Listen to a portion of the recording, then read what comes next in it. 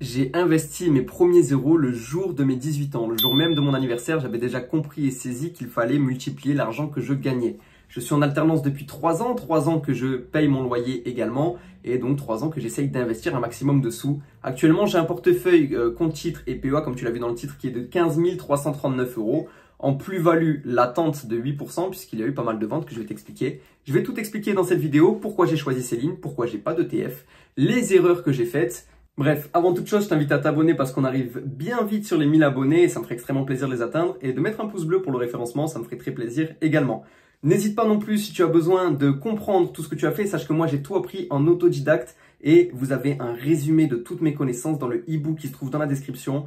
Les bases de l'analyse fondamentale, les bases de l'analyse technique et graphique, la macroéconomie, la comprendre et l'appréhender et l'approfondir surtout, et la fiscalité, que ce soit sur les investissements ou sur votre perso. Si jamais, n'hésitez pas, c'est en bio, ça me ferait extrêmement plaisir, ça soutient beaucoup la chaîne également. Vous allez voir apparaître à l'écran mes positions. Ok, on va expliquer les positions, mais aussi expliquer les erreurs que j'ai faites. Déjà, sachez qu'il y a 3 positions qui ont disparu. OB, que j'avais acheté à la base pour son rendement et qui ne rentre pas du tout dans les fondamentaux que moi j'attends pour une entreprise. Je m'en suis débarrassé avec une belle plus-value lors d'une acquisition. Parfait. Ruby, qui avait un projet d'OPA qui a fait monter le titre autour des 30 euros. Je l'avais acheté à 22, donc je me suis débarrassé avec une plus-value de 26% sur Ruby. Et j'avais beaucoup d'argent sur Ruby, enfin beaucoup, à mon titre de 15 000 euros. Donc j'avais, il me semble, 1000 euros sur Ruby à peu près. J'ai pris une plus-value de 350 euros, donc c'est sympathique. Et troisième action dont je me suis débarrassé très récemment, c'est AXA. Pourquoi j'ai arrêté d'investir sur AXA? Parce que je vous ai sorti une carte d'analyse qui montrait l'état d'AXA et ça m'a pas réellement plu. Et en plus, il y a la note de souveraineté de la France qui sort au moment où je vous fais cette vidéo et j'avais très peur de cette note-là par rapport aux bancaires et je voulais m'en débarrasser. Je me suis dit, c'est le bon moment. On est à 40,5 au moment où je m'en suis débarrassé. J'avais acheté à 36, j'ai fait une belle plus-value. AXA, c'est ciao. Ok, maintenant que les ventes c'est fait, sachez qu'il y a eu d'autres problèmes également, notamment un problème de courtier. J'ai commencé chez Trade Republic mon CTO, ce qui m'a posé de gros problèmes de numéro d'identifiant fiscal. Je ne pouvais plus acheter d'actions et je ne pouvais plus ouvrir de CTO ailleurs puisque mon DIF était tout simplement corrompu. Il était erroné, il était mort. J'ai dû attendre 6 mois que les impôts règlent ça et Trade Republic pendant ce temps-là, voilà. Donc bref, ça vous voyez Amazon, il y a 40 euros dessus, j'en ai mis 30 je crois, un petit peu plus. C'est la petite monnaie de Trade Republic, tout simplement. C'est les parrainages que j'ai fait sur Trade Republic et c'est la seule position qui reste sur mon compte Trade Republic. Alphabet, j'en avais 5 sur mon compte Trade Republic. Je n'en ai plus du tout sur mon compte. J'ai clôturé cette position avec une jolie plus-value. Mais j'ai clôturé d'ailleurs il y a très peu de temps et j'ai pris une plus-value de 300 et quelques dollars. Donc je crois que j'étais en plus-value de... Non, j'abuse. 200 et quelques dollars. Bref, j'étais en plus-value d'une trentaine de pourcents. Donc là, on est à 49% de plus-value. Je l'ai acheté au même prix. Mais là, du coup, vous voyez que c'est en fractionné. Donc c'est chez IBKR. J'ai 2 CTO. IBKR pour le fractionné et du coup, pour les actions complètes chez XTB. Et mon PA, lui, est chez Boursorama. Vous allez comprendre également pourquoi je n'ai que 4 Semco. C'est extrêmement peu. Semco, il y a eu une introduction en bourse il y a peu, en avril ou mai, si je dis pas de bêtises. Et sur Semco, c'est simple, j'en avais demandé 20, sauf qu'il y a eu trop de monde qui a demandé des actions. Il n'y avait pas assez d'actions au départ. J'en ai eu 4. J'ai eu 4 actions sur 20. Bref. Et dans la foulée, on a monté de 60% pour après rebaisser tranquillement au prix qu'on est actuellement, qui est beaucoup plus logique pour Semco. Mais du coup, j'en voulais beaucoup plus et j'en ai eu que 4 malheureusement. Et je rechargerai un peu plus tard, parce que là, avec une plus-value de 50%, et puis même les multiples ne sont pas encore raisonnables. On est suite à l'introduction, donc c'est pas encore bon. On rentre enfin dans le concret. Et là, il n'y a pas d'erreur pour l'instant. Donc sur Uber, on est sur 4 positions Uber que j'achète continuellement, tout simplement parce que j'ai lu entièrement la thèse de Bill Ackman dessus. Je suis d'accord de très loin avec tout ce qui est dit. Et surtout que j'entrevois pour Uber un futur encore plus merveilleux avec les innovations qu'ils sont en train de faire au niveau des véhicules autonomes, des taxis autonomes et donc qu'il n'y ait pas besoin de conducteur. Le problème c'est que pour Uber plutôt, le problème c'est les conducteurs. En plus, la branche fret qui a été lancée il y a 3-4 ans marche extrêmement bien pour Uber avec des très jolies marges. Et on est passé d'une entreprise qui cramait du cash à une entreprise qui a plusieurs milliards de trésorerie et qui pense même à donner un dividende à ses investisseurs.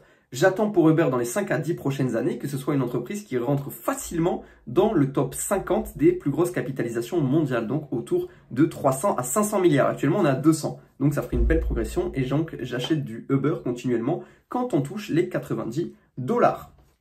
Visa aussi, vous le voyez, c'est une position que j'aimerais développer dans mon portefeuille. On a 1,45 Visa, c'est assez peu en réalité, même pour un portefeuille qui est évalué à 15 000 euros du coup, comme je vous ai dit. Et on est sur une moins-value de 1% sur Visa, c'est tranquille. Je vais renflouer les caisses. De toute façon, je vous ai fait une vidéo dessus, je vous en ai parlé. Je vous ai donné mes supports, je vous invite à aller la voir, elle doit être quelque part par là, sur le côté. Ensuite, Essilor Luxottica. Essilor Luxottica, pourquoi? Parce que je suis un bigleux, un binoclard. Donc mes verres c'est des Essilor, mes lunettes de soleil c'est des Essilor. Je vois du Essilor partout depuis que je suis tout petit. Je connais cette marque comme ma poche. C'est une des premières actions que j'ai achetées avec un PRU de 221 €, ce qui est clairement correct pour cette entreprise. Et je n'en rajouterai pas. Pourquoi? Parce qu'on ne remplit pas tous mes fondamentaux sur cette entreprise-là. Pour Accor. Ça fait, comme je vous ai dit, 3 ans que je suis en alternance, 3 ans que je travaille dans le tourisme. Je vois du Accor partout et c'est le groupe hôtelier qui a le meilleur management dans les chaînes hôtelières françaises. De toute manière, c'est quasiment le seul qui est coté. Bref, donc je suis très lié au tourisme, je me dirige même peut-être actuellement vers un poste d'adjoint en tourisme, donc Accor c'est très important pour moi, ça représente beaucoup et je connais beaucoup ce groupe, donc j'ai voulu en acheter, être actionnaire, même si ce n'est pas une super entreprise. Attention par contre, si on dépasse la résistance à plus de 50 € sur Accor, qui est là depuis des années et des années, à ce moment-là, je me débarrasserai de mes titres Accor avec une belle plus-value. Et ça me permet d'écrémer aussi au fur et à mesure mon portefeuille. Action dont je ne me débarrasserai pas de sitôt par contre, on est sur Interparfums avec une moins-value de 7%, qui est assez solide.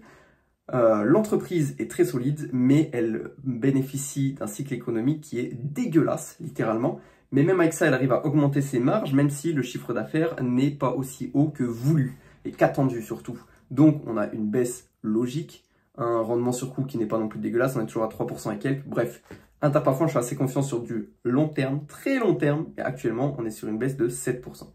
On passe à la prochaine action, cette entreprise c'est Air Liquide, la dernière action que j'ai analysée, qui doit se trouver par là également, c'est une action en laquelle je crois beaucoup sur une croissance long terme assez lente en réalité, et qui a des très bons bonus actionnaires, donc j'aimerais augmenter mon nombre à 10 dans l'année à venir, pour tout simplement les mettre au nominatif, et ne plus y penser tout simplement puisque j'ai confiance à la croissance d'Air Liquide sur du long terme, comme je l'ai dit. Ça va aller lentement, va pas falloir trop brusquer le groupe, mais j'ai assez confiance en eux. Zoetis, qui est ma plus grosse position sur compte titre, que je renforce encore actuellement, qui est littéralement au prix moyen que j'ai actuellement, puisque dans la séance du jour, là on est le vendredi 12 septembre, la séance du jour, le prix est en train de baisser sur Zoetis, on est autour des 148 $, donc clairement dans ma zone d'achat. C'est une entreprise dans laquelle je compte beaucoup sur le long terme également, qui augmente pas mal sa croissance chaque année, qui a une belle croissance, qui a 20% de dividendes supplémentaires chaque année en moyenne également, et qui, sur du long terme, est aussi une très très belle boîte qui ira chercher facilement les 100 milliards de capitalisation. On est à 60 actuellement, on est revenu sur la norme et on est donc revenu sur des prix d'achat qui là actuellement sont très bons et sur lesquels je renforce assez souvent sur Zoetis du coup. Au-dessus, tu vois qu'on a une belle moins-value, 2 belles moins-values d'affilée. Sanofi, il faut comprendre un truc. J'ai acheté Sanofi, donc... Ah oui, à la base, j'ai acheté que des ETF. J'ai acheté que des ETF sur mon PEA qui a été ouvert en 2023. J'avais du Nasdaq Leverage x2 que j'ai vendu avec une plus-value de 15% et du SP500 que j'avais également avec une plus-value de 12 à 15%, je crois, et que j'ai vendu pour faire des liquidités récemment. Pourquoi j'ai vendu mes ETF? Pourquoi je n'en ai plus? Tout simplement parce que j'ai du temps. J'ai le temps de me plonger dans des bilans, j'ai le temps d'analyser des actions, j'ai le temps, c'est mon activité secondaire. Donc, ça me prend du temps, mais j'aime ça. Et c'est pour ça que je me permets de ne pas avoir d'ETF. Je ne dis pas qu'il ne faut pas en avoir. Attention, c'est très important dans une stratégie d'avoir des ETF. Personnellement, je n'en ai pas besoin. Ça ne colle pas avec mon profil à moi. Mais ce n'est pas pour autant que vous ne devez pas en avoir. Je ne recommande pas d'avoir 18 lignes comme j'ai. C'est un casse-tête. Pas possible. Bref, Sanofi, en parlant de casse-tête, j'ai acheté au moment où à chaque fois ça faisait 105,90 €, 110,95 €, 105,90 €. J'ai acheté à 92, mais Sanofi. Je pensais avoir fait un très bon achat. C'était avant Trump, bien entendu. C'était même avant l'été dernier. C'est une des premières actions que j'ai possédées sur mon PEA avec Vinci, que vous allez voir plus tard, qui est une très belle plus-value. Pas aussi belle que Stif. Ça aussi, vous allez voir plus tard et vous allez comprendre que je vais vous décevoir certains. J'en ai vendu quelques-uns des Stif. Bref. Sur Sanofi, j'ai acheté à 92, c'est monté à 110 et je me suis dit quoi à 110? On est bien parti sur une tendance haussière pour aller péter la résistance, c'est super, ce n'est pas arrivé. On a rebondi sur la résistance, on est reparti un petit peu à la baisse vers les 100, 102, Trump est passé au pouvoir, avril, les derniers médicaments, bref, Sanofi, ça dépend de beaucoup trop de facteurs externes pour que je garde cette boîte en portefeuille. Après, j'ai touché mes dividendes, qui vont aussi écrémer et baisser cette moins-value. On reste quand même sur une moins-value de 8%. Dès que je retourne en positif sur Sanofi, elle est à 95 €, je m'en débarrasse à tout jamais. C'est une entreprise rentable, c'est une entreprise bien, super, j'en veux plus. J'en veux plus. Je vous jure, dans la santé, je garderai Zoetis et c'est très bien. Et Essilor Luxottica, sûrement aussi. InPost. InPost, il faut comprendre déjà que InPost n'est pas une entreprise connue du grand public. InPost, c'est une entreprise qui donc fait des lockers et qui permet de baisser le coût en logistique du dernier kilomètre de livraison, ce qui est le plus cher, clairement. C'est un super modèle, le problème étant que la boîte est polonaise et donc est associée avec des Polonais. Et les Polonais, ils sont pas faciles en affaires et actuellement, on est sur un procès pour InPost, suivi aussi un chiffre d'affaires en grosse progression, mais des marges qui ne suivent pas. Voilà pourquoi j'ai une moins-value actuelle qui s'est fait très vite, puisqu'InPost, c'est une entreprise que j'ai intégrée il y a peu de temps dans mon portefeuille, et j'ai même encore baissé mon PRU il y a peu de temps, parce que j'avais une plus grosse moins-value que ça après les derniers résultats. Bref, c'est une entreprise sur laquelle j'espère beaucoup dans les prochaines années. Actuellement, en court, moyen terme, on n'est pas du tout dans un bon contexte, mais le business model est très puissant, et s'adapter à l'Europe, ce serait super pour InPost. Bref, on passe sur une entreprise bien plus positive, L'Oréal. L'Oréal, j'en ai 3, à un très beau prix de 331, j'ai quasi acheté au bottom. Je connais bien cette boîte sur toute sa phase financière, c'est une boîte que j'ai beaucoup étudiée dans mes études justement, et donc sur laquelle j'ai une plus-value de 15%, un petit 150 €, c'est ok, j'en rachèterai à un prix entre 350 et allez peut-être 360 maximum, on verra, mais j'en rachèterai quand ça retombera, quand j'aurai des liquidités, là j'en ai plus trop. On a également Ferrari, qui est une très très bonne entreprise que j'ai racheté il y a peu avec des très bons résultats qui ont entraîné une chute de 11%. Le marché avait envie, mais qu'on a repris ces 11%, vous inquiétez pas, puisqu'on est à un prix supérieur à mon PRU. Le premier Ferrari que j'avais acheté, je l'avais acheté autour de 410, et donc les deux autres beaucoup plus bas qui m'ont fait baisser du coup ce prix de revient unitaire à 400 €. On n'y est pas du tout pour le dividende, comme vous voyez le rendement est assez faible, et en plus on est taxé à l'Italie à la source, bref, pas terrible. Vous voyez, au-dessus, nous avons Vinci. Vinci qui est la première action, littéralement, que j'ai achetée en juin 2024. Donc ça fait 1 an et demi à peu près maintenant. Au moment où j'avais fini ma formation sur les actions, au moment où j'étais vraiment paré et que j'avais vraiment tout compris sur les actions, je me suis dit que Vinci était un bon plan. Et j'avais raison. Pourquoi Vinci est un bon plan? Parce qu'on a une très très bonne visibilité sur le business de Vinci. Le carnet de commandes était déjà record pour 2025. Et il l'est de nouveau pour 2026. On a une très bonne vision sur les concessions aussi, notamment les autoroutes qui finissent en 2032. Et vous voyez que j'ai un rendement sur coût qui est aussi de 4,67%. Et sachez qu'avec mon PEA, ce que je cherche, c'est de la croissance, oui, mais de la croissance avec du dividende qui lui-même est croissant. Pour aller chercher croissance, plus croissance, bref. T'as capté. Un petit peu comme dans Tetris, quand tu vas chercher la hauteur maximum. J'en ai 11 des Vinci, j'en ai renfloué il y a peu, à 115. J'en ai renfloué avec 5 actions et regardez à combien est mon PRU. Imaginez à combien j'ai acheté la première fois. Mais je vais vous le dire, j'ai acheté à 91 €. Voilà. Vinci à 91 € et c'était il y a 1 an et demi. C'était il n'y a pas si longtemps que ça. Et on est monté jusqu'à 130. Hein. Franchement, c'est une belle plus-value. Alors là, attention, je vais monter la molette. Je sais qu'on va voir Total, mais on va aussi voir Stif. Et on va commencer par Stif. Stif, comme tu constates, j'en ai 23. Ouais, si tu me connais sur Discord, tu sais que j'en avais 40 à un moment. Je ne l'ai pas dit, j'ai même enlevé le canal position que j'accède, puisque dès que j'achetais quelque chose, tout le monde achetait par la suite. Si je vendais, beaucoup vendaient, c'était la fin du monde, c'était la catastrophe. J'avais 43 positions Steve, je m'en suis débarrassé de 20 pour avoir des liquidités, pour acheter du Ferrari et du Vinci. Vous avez vu que j'ai acheté beaucoup au mois de fin juillet, je crois que c'était.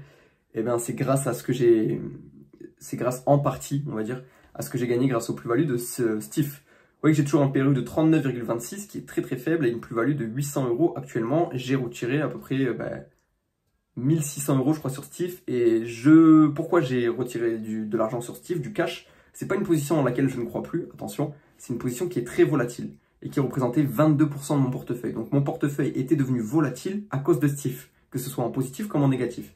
Et ça, j'en veux un petit peu moins, je veux moins d'élasticité et justement qu'on ait une base bien solide et bien sûr des small caps, des mid caps qui viennent aller chercher de la performance. Mais je ne veux pas, à l'avenir non plus, qu'une small cap soit ma plus grosse ligne de portefeuille. C'est pas que ça apporte trop de stress, le stress je peux l'encaisser, il n'y a pas de souci, je suis très jeune, j'ai une horizon d'investissement qui est très très longue et je sais très bien ce que je vais réussir à faire avec cet investissement. D'ailleurs, je vous ferai une vidéo si vous voulez sur mes projets, je mettrai en commentaire si ça vous intéresse, n'hésitez pas à liker le commentaire. Je vous dirai comment je vise l'indépendance financière, pas que grâce à la bourse, attention. Mais je vous expliquerai tout ça, c'est très carré dans ma tête, il faut juste que je le pose sur un papier avant de le dire en vidéo. Bref, donc Stif, je ne veux plus que ce soit ma plus grosse position, mais par contre, je me régale toujours avec 23 positions et donc une valeur de 1700 € sur 15 000. Ça représente quand même un petit 11-12%, c'est sympathique. Un rendement sur coût de 1,5%, ça aussi c'est sympathique. Total Energy, qui est une des premières entreprises que j'ai achetées également, très haut. Les 5 premières actions que j'ai achetées, très hautes sur Total Energy. J'en garde en portefeuille, j'en veux toujours et j'en rachèterai plus tard, bien sûr. Je ne veux pas que ce soit dans mon top 3 des lignes non plus. Total Energy, c'est une bonne entreprise à acheter en dessous de 50 €. C'est une bonne entreprise qui est très bien positionnée dans l'avenir. Si vous voulez aller voir une vidéo qui en parle bien, allez voir la vidéo de Xavier Delmas sur le sujet, l'ancien membre de Zone Bourse qui a fait toute une vidéo pour expliquer à quel point le business dépend de renouvelables, mais pas que. Donc bref, du Total Energy en dessous de 50, c'est très intéressant, surtout que comme vous le constatez, j'ai un revenu annuel, moi, uniquement avec 30 actions de 100 € de dividendes. Ça veut dire que en net, en brut plutôt, je peux acheter 2 actions Total Energy par an grâce aux dividendes que je touche. C'est beaucoup. J'ai une moins-value qui est très faible et qui ne me dérange pas du tout sur cette ligne où je sais que j'ai un très bon rendement. Mais bref, ce n'est pas une position majoritaire de mon portefeuille, en tout cas je ne la considère pas comme telle. À l'avenir, j'aimerais qu'elle représente 5, 6, peut-être 7% de mon portefeuille et j'en rachèterai à un prix intéressant. Là, mon PRU est OK. Je ne veux pas plus, je ne veux pas moins, ça me va, 52,73, c'est d'accord. Bref, on passe sur la plus grosse ligne et pour certains qui me connaissent depuis longtemps dans le Discord, que je t'invite aussi à rejoindre, on est plus de 1700, on parle tous les jours dessus. Le Discord est en description, tu le trouveras. J'ai 3 positions sur ASML. J'en avais ouvert une à 645, on était monté à 700, c'était cool. On est retombé à 600, mais je me suis un petit peu trop précipité. J'en ai racheté une à 645 à peu près. Et quand on est remonté des 600 ou 645, j'en ai pris une troisième, parce que du coup j'avais des liquidités disponibles qui là venaient aussi de la vente d'une autre action qui est du coup AXA. Non, qui était Steve, parce que AXA je l'ai vendu très récemment. Et les liquidités que j'ai sur AXA, c'est pour une de mes entreprises qui est dans ma watchlist, dont je vous parlerai bientôt et dont on a beaucoup parlé sur le Discord. Bref, j'ai un rendement sur coût qui est pile de 1 sur ASML. C'est une entreprise dans laquelle j'ai beaucoup de conviction, que je vois très haut dans le futur, même si une année 2026 va être un petit peu compliquée. C'est tout pour mon portefeuille, j'espère que ça t'a plu, j'espère que tu y vois un petit peu plus clair. Ce n'est pas parce que c'est mes actions sur lesquelles j'ai choisi d'investir que tu dois le faire aussi. Je t'ai donné rapidement mes thèses sur chacune des entreprises, je n'allais pas te faire une vidéo de 1h50 où je t'explique tout, pourquoi, tous les fondamentaux, toutes les thèses que j'ai sur ces entreprises, tous les projets long terme, où je vois l'entreprise, bref. J'ai voulu faire court. Et d'ailleurs, si tu veux me soutenir, n'hésite pas à acheter le e-book pour voir toi comment tu peux faire et comment tu peux orienter ton portefeuille. N'hésite pas aussi à me dire en commentaire quelle est l'entreprise qui représente ta plus grosse ligne dans ton portefeuille. Mets un pouce bleu si ça t'a plu, abonne-toi, ça me fait plaisir. C'était Jackson, ciao ciao.